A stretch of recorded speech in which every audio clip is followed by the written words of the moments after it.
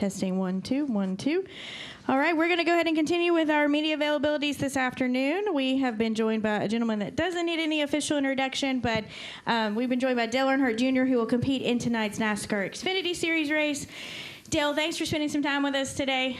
We know that you technically don't have to be here from a commitment standpoint, but we appreciate you coming in and doing this for us today. Tell us a little bit. Obviously, last year, this race was a lot of fun for you. You could hear it in your voice when you were competing during that race. But how much have you been looking forward to coming back to Bristol here for tonight's race? Well, I appreciate being asked to come to the media center and look forward to seeing all the familiar faces. I hadn't been getting to many races this year because I turned 50 in October, and me and my wife had planned to try to take advantage of the unique situation where I won't be broadcasting to travel, and we've really taken advantage of that, and it's been great. And we're not done, but I have been looking forward to running this weekend. You know, Bristol is just such a special track, not replicated anywhere. There's nothing like it. And, when I was very, very young, as a son of a driver that ran all the races, you knew you were going to get your fair share of races throughout the year as a kid. And it was like a playground. It was like an amusement park. It was, I wanted to come to the races the same way you as a child might want to go to Six Flags or Busch Gardens, whatever. This was my playground and my amusement park, and I think Bristol was at the top of my list as a really young kid. And they had the comfort coach vans. That's what everybody traveled in. We didn't have bus lots and buses. Everybody stayed in hotels, but we drove these really nice conversion vans back in those days. And if you were lucky, your dad or the crew chief of the team or whatever might park that conversion van down in the grass on the inside of turn 1 and 2. And there was nothing between you and the cars but about 50 yards of grass and the racetrack. And me and Jimmy Means' son, Brad Means, Doug Williams' son, Scott, Bob Wickham's son, Mike, Heidi Bodine, Brett's daughter, Jason Jarrett, Dale's son. I mean, we all palled around together and climbed on top of those vans to watch practice. Every time there was going to be any track activity, we were most concerned with where were we going to sit and what was the best vantage point. How could we see what we wanted to see? And when practice was over, we'd run around in the pits and beg Barry Dodson or somebody to let us wax their race car. And we had a lot of fun doing that. One time, me and Scott Williams and Brad Means run around and probably waxed about 15 race cars that weekend, and we made little decals that we did our own art on these little white stickum sheets, and Rusty Wallace and a couple of those guys let us put those on the bumper of their cars. And man, we watched. That was the only race at Bristol that we watched in front of a television because we wanted to see if one of those bumper cams might get that sticker in the shot during the race. And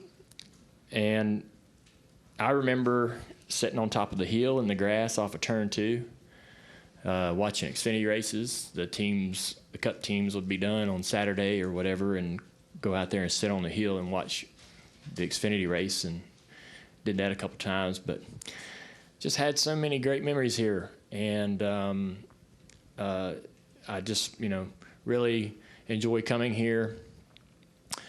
Hellman's dictates where we're going to race to a point. They want to work in the Southeast market with their brand and their marketing, and so that kind of limits where we can race. And you've seen us over the last 4 years focus on racing in the Southeast, and that's kind of the reason behind that. But had a great car last year, really, really great car, and no surprise the 88's been fast every time they've taken it to the racetrack, no matter who's driving it this year. So I feel pretty good about the car being good again. It's the same car we ran last year. They took it home, tore it apart, put it back together, and nobody's drove it since then. So hoping it'll drive as good as it did last year, and no pressure in qualifying. Last year we came here and we were one of the 8 or so drivers that could miss the race if something were to go wrong in qualifying, so don't have to worry about that and can just get in the car and practice and see where we need to be on the racetrack and try to get through qualifying and get ready for the race. Should be a fun experience, and hopefully at the end of the day we've ran all the laps. If I just run all the laps, I'm happy. I don't really look at results as much anymore. Happy about a great result for sure, but being they don't, when you only get to go to the ice cream store once a year, you want to eat the whole thing, right? And so I want to run all the laps and see a checker flag, and I'll be happy about that. All right, we'll go ahead and go to media for questions. We're going to try to sneak in as many questions as we can in the time that we have. We will start up front here with Bob and then go to Kelly. Bob Hockers, Fox Sports. In that bucket of ice cream, are you eating it as if you may never eat out of that bucket again? Well, I'm not planning on racing next year. I'll be foolish to say I'm never going to run again because I don't know well enough to stay away from it, and I'll probably miss it next year and be absolutely willing to sign up to anything that might be beneficial to junior motorsports. I have to remind fans and people that follow us that I run this race and have ran this race over the last several years because of the big benefit that it is to junior motorsports. It's a package deal where Hellman's and Unilever has put their logos on Justin's car, and it's helped feel out that car. And so if it, I don't have a requirement to run next year, so I may just not do it and sort of, and I will miss it terribly, regret that I didn't race, and probably in 2026 find me somewhere that I can go compete in the Xfinity Series again. But right now I don't have any plans, but that's kind of the way I like it. If a partner comes together with a package that helps one of the other cars fill out multiple races that we have some inventory, I'm absolutely on board to doing a race for that reason alone. So I'm not against it at all. Just right now we don't have any responsibility. Hellman's is not requiring me to run that race next year to continue their partnership. So I'm just gonna see how badly I miss it and see. I mean, I figure I only got a handful of these years left to be relatively somewhat competitive, but I'm gonna be fine. I found what I love, to be honest with you, driving that late model stock car. I mean, the things that I'll enjoy tonight are there as well, and I can go some grassroots racetrack and have a good time and enjoy what I love about driving cars just the same. So I'm gonna continue to do that next year as well. All right, we're going to go up front to Kelly and then to Zach over here to my left. Kelly Crandall, racer.com. Dale, to expand on that about next year, not planning on racing next year, you had said on the podcast you really want to focus on, of course, the new partner coming in. Just kind of your expectations or vision for what that's going to look like and the work you want to put in with a new partner to come in strong next year. As far as a sponsor? No, the TV work. Oh, sorry. Well, that's probably another good reason not to race. I really, really loved working with NBC, and I miss it terribly. I miss them. We had so much fun, and it's everyone there, from Sam all the way down, just really great people. And but I never, it was kind of one of them jobs where you're always kind of critical of you're critical of it, and I never really felt like a veteran or felt like I was 100% sure exactly what was coming at me every single weekend. So you over prepare and you try to be as ready as you can be, because that was really the only way that I would be more confident, is to feel like I'd turned every page. And so when I'm not doing that this year at all, I feel like a bit, I feel a little bit nervous, I guess, about jumping back in there next year and getting right to it. With the NBC deal, we had 20 races to sort of get our sea legs, and I felt personally like I wasn't really doing the job as well as I wanted to until we got toward the final 10 races. And man, we'd get to Phoenix and go, wow, we're just really hitting our stride and it's over. It took us so many races to feel like we had worked out all of the kinks. But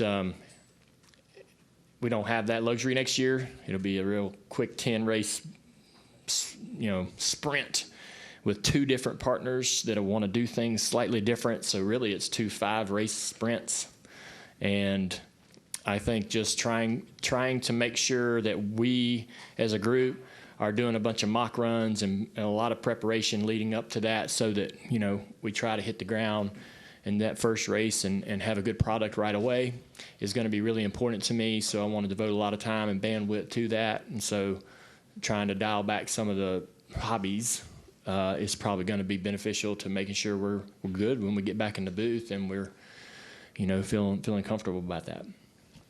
Okay, we're going to go to Zach and then Dustin, if I could get a microphone over here. Go ahead, Zach.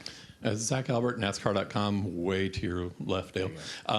Wanted to ask you about Martin Truex Jr. as he wraps up his full-time career, and I know you guys go way back as teammates, and what did you see in him as he was coming up that was like, hey, this guy could be a champion one day? Richie Gilmore told me that he had a guy he was paying attention to and that he wanted me to watch. And so Richie was the one that was having some early conversations with Truex and his father. So I started watching Martin. He was running some one-offs in his own car. And so I think he ran Richmond and Homestead, maybe a few more races. But I'm the Chance 2 program that I was part owner in with Teresa was I had a lot of influence. We put Hank Parker Jr. in the car for 8 races. It was just a really fun program that we really could do about anything we wanted. We had no real limitations in terms of partners or whatever. It was just whoever we wanted to drive the car, and so we did some fun stuff. But so it was real easy to go, all right, yeah, let's give this guy a shot. I didn't really know a ton about Martin. I'd heard his dad's name multiple times over the years, but I believed in Richie. Richie and I really trusted Richie and thought the world of him, still do. And felt like that, great, let's do it. Let's take this guy in and see what he can do. And we went to Richmond, I think, for his first race. I had the hood off of that car in my garage. And so that ought to tell you what I think about Truex. Just a great guy, easy, no controversy, not worried about what he's doing when he's not with you or at the track. Not a guy that's going to get himself in trouble media-wise. Found a really, really great partner in Bass Pro and Johnny Morris that is an incredible fit because he lives that life. That's what he does. He's hunting and fishing all the time. And so he's a terrible communicator. But every time I'm around him, he's a great friend. I really enjoy being around him. We're talking about trying to figure out how to get together this year to hunt. And we got a place together that we've had for several years. And so I don't ever hear from him. But when I'm around him, man, he's just such a great guy and a lot of fun to be around. And we have such a long history. There's so much trust built up and can kind of bounce anything off each other. But I kind of like, where he's at in his life. He's made some changes personally and physically, spending a lot more time back where he was born, and seems to be really enjoying that and being around some of his friends from back in the day, going out and fishing and doing things that he's been wanting to do. Being a cup driver is incredible. It's all you ever want, but man, even today it requires every day, every hour. I'm rambling, but I was at the Sim for my 1-hour session, and I ran into Austin Dillon, and he's like, yeah, I'm here every Monday for a couple hours, and I'm here every Tuesday for 3 hours. And every week he's missed 3 sessions this year. I mean, the things that the cup drivers have to do or are required to do, you used to feel like you worked on the weekend, and Monday, Tuesday, Wednesday was your weekend, right? Everybody else was going to their 9 to 5, and you had Monday, Tuesday, Wednesday off. But it ain't the case anymore. Those guys are working crazy hours doing things during the week, and I'm excited for Martin to sort of get out from under that, and just kind of go do what he wants to do. And I think he can still be professionally successful because of his connection to Bass Pro and his interest in hunting and fishing. And I think that he'll enjoy whatever's next. And I know he still loves to race, and he'll do that whenever and however much he wants. All right, Dustin? Dustin Long, NBC Sports. Dale, as you move on to the next chapter of your life, where is the idea of junior motorsports being a cup program or being involved in a cup program? Is that door shut, or is that more open than ever, or where are you in door's about where it's been for the last handful of years. It's you just never know what when the phone rings, what's going to be on the other end of that call these days, especially. And there's a ton of new interest that's coming into the sport, and with the new agreement, that'll churn up a bunch of potential partners that have been kind of looking at the sport and waiting on that agreement to happen to see really where the dollars net out. And we may be able to latch on to some of that momentum and some of those happenings. We may not. Some other programs may benefit from it. Some programs that are already in the sport probably already benefiting from some new partnerships and investments, Gibbs and Trackhouse and so forth. So, we're just kind of like hanging out, and it's not like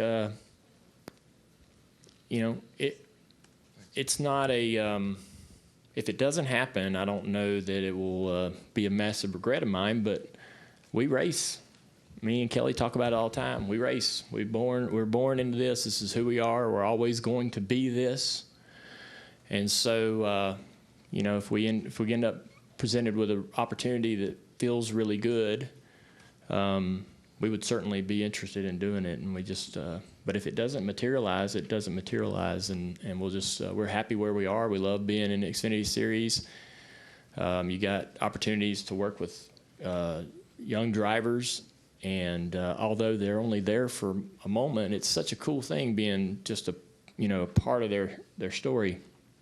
And you can look in the garage mechanics, engineers, crew chiefs, and drivers in the top series and see a lot of people that have come through our program. Makes you feel good that you're an asset. Somebody's got to be there in that space, right? Helping give a platform for people to get to the cup level. So I kind of love that, and it would be hard to turn that off. All right, Jordan. Jordan Bianchi, The Athletic. You're stepping into a race car that won last week. What's the pressure? It's a wind sticker on the roof that I didn't put on there. It's going to be weird. That's a fun word, man, pressure. I put too much pressure on myself. I don't know what, I don't know what to expect. I just need to get in the car and drive it. I think that's when I can't really tell what kind of day I'm going to have until I can climb behind the wheel and pull off pit road and start loading the suspension and getting around the racetrack a little bit, get my bearings. But I'm okay that those kids are faster or better. I want them to be. I want Connor and Carson and all these guys that I find myself around to be amazing and successful, and so I don't really feel like I compete with them, or I don't really put that type of pressure on myself. But the pressure for me comes from, don't get yourself in a wreck. Don't do something where you're not going to run all the laps, right? Don't do something that you can control that doesn't get you what you want at the end of the day. And so that's really the only pressure I feel, is just trying to make sure I'm smart. Racecraft is a thing that you develop over time, but when you don't race all the time, you do kind of lose some of the good common sense decision making and judgment that you use out on the racetrack. And so and then there's other drivers. They're in last race of the regular season. You're trying to make sure you don't put anybody in a bad spot. But yeah, I'm excited. Connor has been awesome to be around. Just so mature. Looking forward to next year. I mean, he'll be here and gone if everything works like it's supposed to. But it'll be a fun little, 12 to 24 months, whatever that happens to be. And if we get, Quapple up there, I feel excited about him as I do Connor, because we've kind of developed Carson ourselves with our car store program. So hopefully, yeah. I mean, I love seeing them run good, and of course want them to win. And I understand at 50 years old and doing this once a year for the last handful of years, I think I watched the race last year, and I'm like, these, Justin and them guys, they're in the cars every single week. They know when they go into turn 3 and run the top, they know exactly how much lateral grip to expect and can push the car right to the limit. And I'm like, I got to work up to it like for 5 or 6 laps. So I'm always out there sort of like working up to that level of, running as hard as you can. So that's just a handicap that you're going to have when you don't do it every single week. All right, I'm going to do my best to fit 3 more questions in before we have to let Dale go. We're going to go, okay, Mark's good. Okay, we're going to go Lee and then Matt Weaver, and I think that's going to be all I have time for. Okay, Lee's right here in the Flowerty shirt. There we go. Lee Spencer, Sirius XM NASCAR Radio and CatchFence.com. Justin Allgaier, you've been such an advocate for him, and he's had an incredible year, 14 stage wins, has a 43-point lead in the regular season title. How disappointing will it be to you if he never gets that championship? Because, I mean, you're there, you're his buddy, you have your arm around him. I mean, we see it every year, but it's like, what more can you do, can JRM do to get him past that finish line? Well, I really believe that he is I believe he's in the best possible position to win it. Him and Jim have really they've got a past and a trust in each other. And when he asked to have Jim as his crew chief, I was like, all right, you're picking your guy.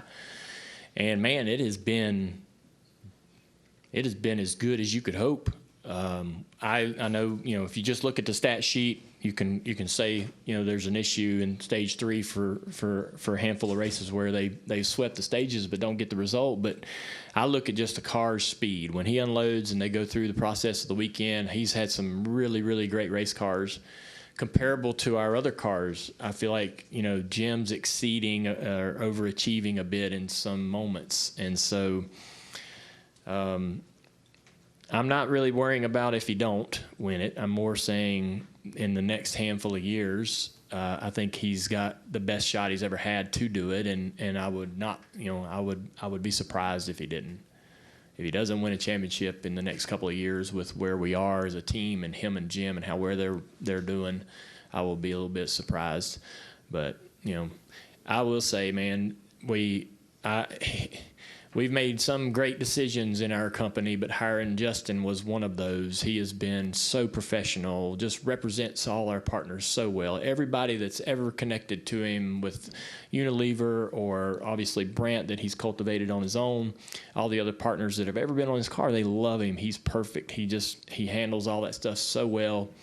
And he's measured in his criticism when things don't go well. He doesn't do something or say something that, is difficult for you as an owner or the team or the organization. So he's just so good, and I'm thankful for that. So I'm wanting to help him get this championship because I know it means a lot to him. But I think we're putting him in a really good position to do that. All right, we'll take our final question here from Matt Weaver.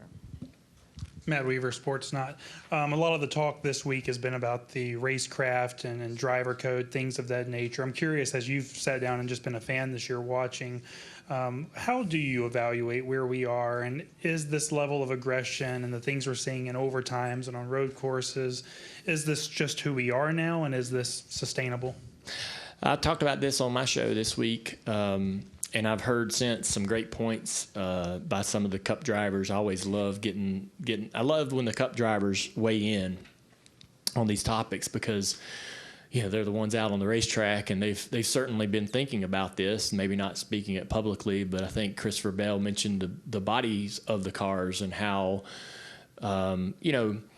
years ago, or just not too many years ago, the Cup car, you didn't want to touch the body. You didn't want to touch the wall or another competitor. The downforce and aero and side force was so critical, and any kind of, imperfection in the body was going to be an issue for you the rest of the day. And now we have these composite bodies, and you just beat the hell out of them. And in every series except for the trucks, So, the same way for late model stock racing. When I think about that, we used to have those steel bodies on those cars, and now everything's plastic and fiberglass, and you just drive right on through the guy in front of you, and watch the fiberglass fly apart and keep on digging. Everybody's fine, But except for the bill that you get from 5-Star.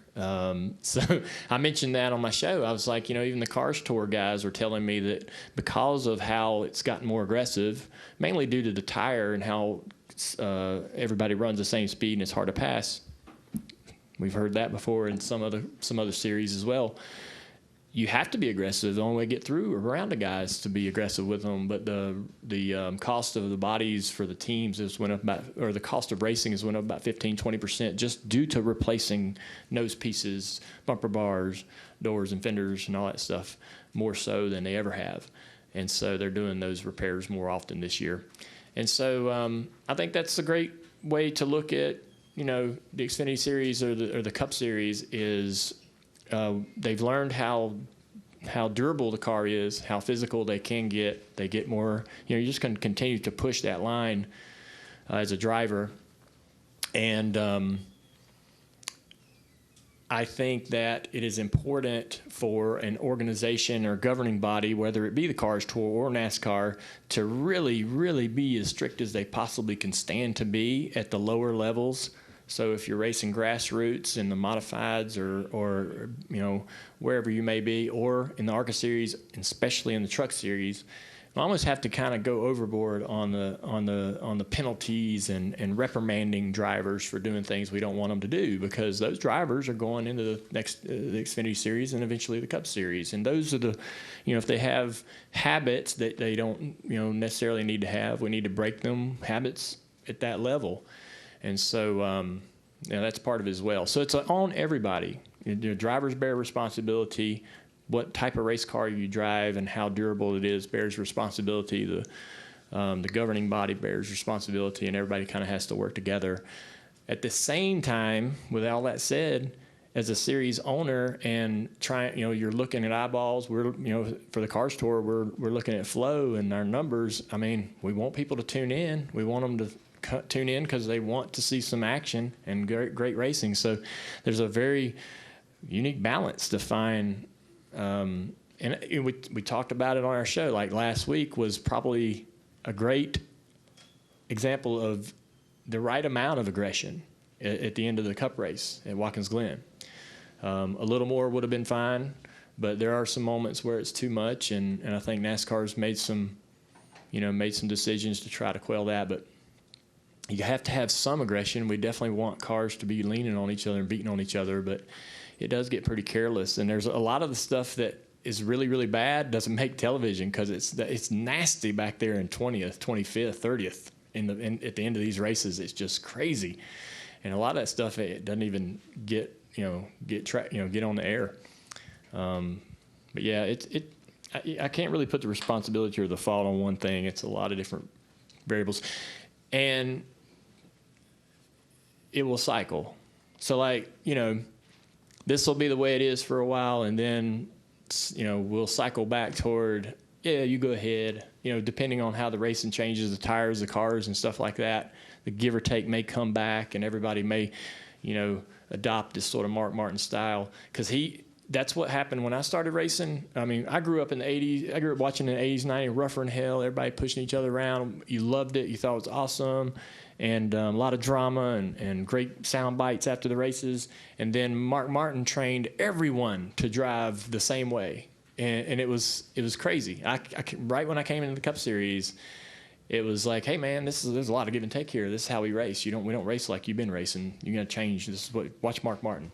And so, Mark and a bunch of other guys as well kind of ushered in this entirely new mentality that really stuck around for a while. But that's gone away, but it would absolutely cycle back around once this crescendos into whatever it becomes, some problematic issue at a race. If Richmond didn't do it, somewhere else we'll have a massive situation or high drama at the end of one of these races, and the narrative starts to begin with the media and all of us talking about how this is crazy, this is too wild. It'll start trending the other direction and cycling back toward a little bit cleaner. But I think there's a healthy balance of all of aggression and contact that I like to see on the racetrack. Yeah. All right, Dale, thank you so much for your time. We really Thank y'all. appreciate it. We'll wish you the best of luck this evening.